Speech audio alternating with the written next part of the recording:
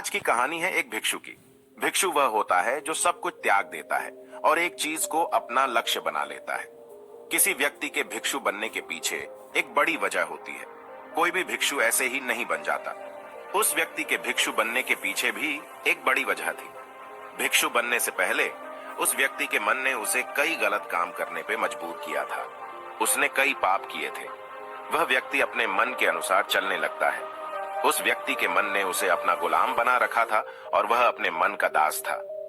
जीवन में हर सुख और संपदा प्राप्त करने के बाद भी उस आदमी के दिल में बहुत दर्द था और यह मानसिक भय ही उसे एक भिक्षु बना देती है। भिक्षु बनने के बाद व्यक्ति संसारिक पीड़ा से मुक्त हो जाता है, जंगल में रहने जाता है, अलग अलग प्रकार की ध्यान और अभ्यास करता है, भिक्षा से भिख मांगकर खाना खाता है और फिर अकेलापन और शांति से ध्यान करता है।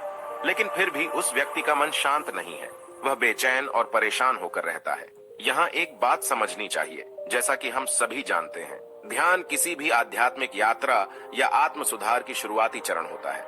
इसे शुरू किया जाता है जब आपका मन शांत हो, जब हमारा मन हमारी बात सुनता है। लेकिन उस भिक्षु का मन न तो शांत है और न ही उसकी बात सुन रहा है। उस भिक्षु के मन में एक बात बैठ गई थी कि मन को नियंत्रित करना असंभव है।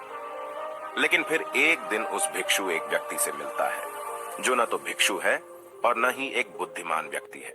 वह एक साधारण सा चरवाहा था जो भेड़ बकरियों को चराता था। उसका नाम गोपाल था, जो जंगल में भेड़ बकरियों को चराने में लगा था। गोपाल उससे पूछता है, क्या मैं आपकी मदद कर सकता हूँ? आप बहुत चिंतित दिख रहे हैं। पिछले कई दिनों से देख रहा हूँ कि आप बहुत बेचैन हैं। अगर आप चाहें तो मैं आपकी मदद कर सकता हूँ। भिक्षु ने गोपाल की बात सुनते ही हंसते हुए कहा, भला तुम मेरी मदद कैसे कर सकते हो? तुम संसारी हो और तुम मोह माया और संसार से जुड़े हुए हो। मैंने सब कुछ छोड़ दिया और जंगल में आया, फिर भी मेरा मन मेरे वश में नहीं है। गोपाल कहता है कि हाँ, मैं तुम्हें सिखा सकता हूँ। मुझे अपने मन को वश में करना आता है। वह चरवाहा कहता है, मन को वश में करने के लिए सभी वस्तुओं का त्याग करने की आवश्यकता नहीं है, ना ही जंगल में आकर रहने की जरूरत है। मन को वश में करने के लिए बस एक चीज को छोड़ना सबसे जरूरी है। वह भिक्षु उस चरवाहे से पूछता है, वह एक चीज क्या है? चरवाहा कहता है, वह एक चीज है गलत जानकारी।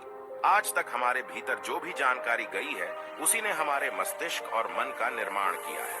सन्यासी उस चरवाहे से पूछता है, परंतु वह कैसे? वह चरवाहा समझाते हुए कहता है, मान लो तुमने आज तक अपने जीवन में सेब का फल ही नहीं खाया है, तुम्हें सेब के स्वाद के बारे में कुछ भी नहीं पता, तो क्या तुम्हारा मन कभी सेब खाने को कर सकता है?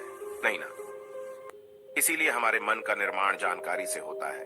वह सन्यासी चरवाहे की बात से प्रभावित हो जाता है और कहता है, क्या तुम मुझे थोड़ा और विस्तार में बता सकते हो इसके बारे में?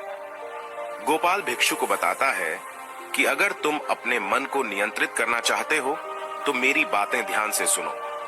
तुम अपने मन को नियंत्रित कर सकते हो जब तुम अपने मन की जड़ों को देख पाओगे। मन का निर्माण जानकारी से होता है और हमारे शरीर में जानकारी के 5 प्रवेश द्वार होते हैं। पहला, आंख। अपनी आंखों से जो कुछ भी देखते हैं, अच्छा या बुरा, वह सब हमारे मन की याददाश्त में इकट्ठा होता रहता है। दूसरा, कान।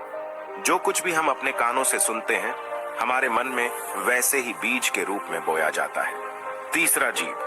जिस भी चीज का स्वाद हम ले लेते हैं वह हमारे मन की याददाश्त में अंकित हो जाता है। चौथा है नाक। जो एक बार सूंघ लेते हैं, चाहे वह सुगंधित हो या दुर्गंधित, वह हमारे मन में दर्ज होता है। और पांचवा है स्पर्श। जिस चीज को हम एक बार छू लेते हैं, स्पर्श कर देते हैं, उसकी याददाश्त हमारे मन में कहीं ना कहीं अंकित हो जाती है। इन 5 और शारीरिक द्वारों से जो भी जानकारी हमारे अंदर प्रवेश करती है वह जानकारी बीजों के रूप में जमा हो जाती है और धीरे धीरे वृक्ष बनते हैं। हमारा मन मिट्टी की तरह है जिसमें बीज बोए जाते हैं और हमारी बुद्धि बीज बोने वाले किसान की तरह है। अगर हमारी बुद्धि गलत जानकारी के बीजों को सही जानकारी के बीज समझकर बो देगी और भविष्य में जब वह बीज वृक्ष बनेगा तो भविष्य में वह पेड़ खराब फल देगा।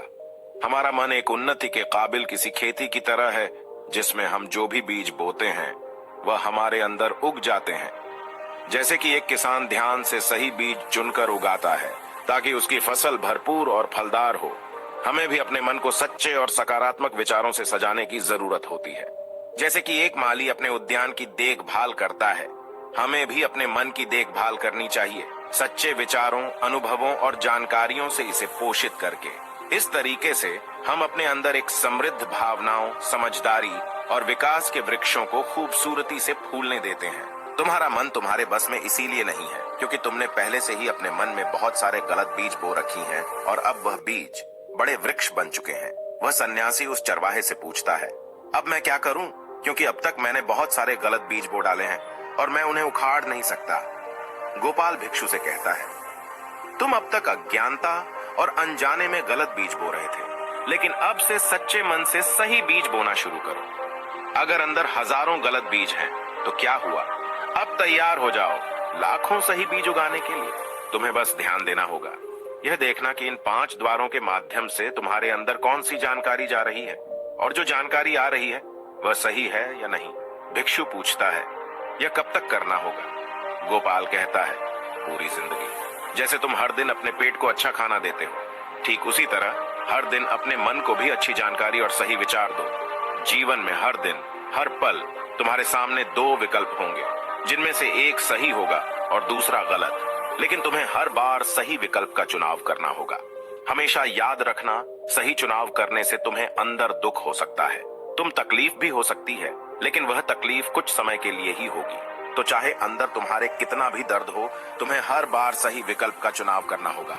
जितनी बार तुम सही चुनते हो, उतने ही अधिक सही बीज तुम्हारे अंदर बोए जाएंगे, और जिस दिन तुम्हारे अंदर सही बीजों की संख्या गलत बीजों की संख्या से अधिक हो जाएगी, उस दिन तुम्हारा मन तुम्हारे नियंत्रण में होगा। लेकिन उस दिन के लिए तुम्हें आज से ही अपने प्रयास को जारी रखना होगा। भिक्षु गोपाल के बातों को समझ जाता है। अगर आपको यह वीडियो पसंद आया हो तो इसे लाइक और अपने दोस्तों और परिवार के साथ भी शेयर करें। नमो बुद्धाय।